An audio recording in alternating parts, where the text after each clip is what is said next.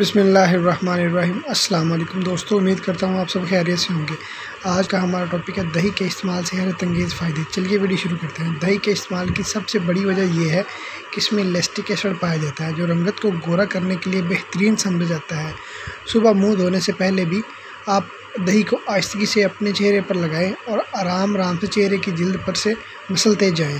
جب اچھی طرح دہی آپ کے چہرے اور گردن پہ لگ جائے تو تھوڑی دیر لگا رہنے دیں تاکہ لیسٹک ایسڈ اچھی طرح اپنا کام کر سکے۔ 15 یا 12 منٹ کے بعد منہ کو ٹھنڈے پانی سے دھو لیں اور آہستگی سے خشک کر لیں۔ اس طریقہ کو روزانہ تقریباً 1 سے 2 ماہ دہرانے سے آپ دیکھیں گے آپ کے چہرے اور گردن کی رنگت میں گورے پن کا اضافہ ہو چکا ہوگا۔ دوستوں، امید کرتا ہوں آپ کو یہ میری ویڈیو اچھی لگی ہے۔ اگر ویڈیو اچھی لگی ہے تو میری ویڈیو کو لائک کریں، میرے چینل کو سبسکرائب کریں اور بیل آئیکن پر ضرور کلک کریں تاکہ نئی آنے والی ویڈیوز کا نوٹیفیکیشن آپ کو بآسانی مل سکے۔ اپنا بہت سارا خیال رکھیے گا۔ اللہ حافظ۔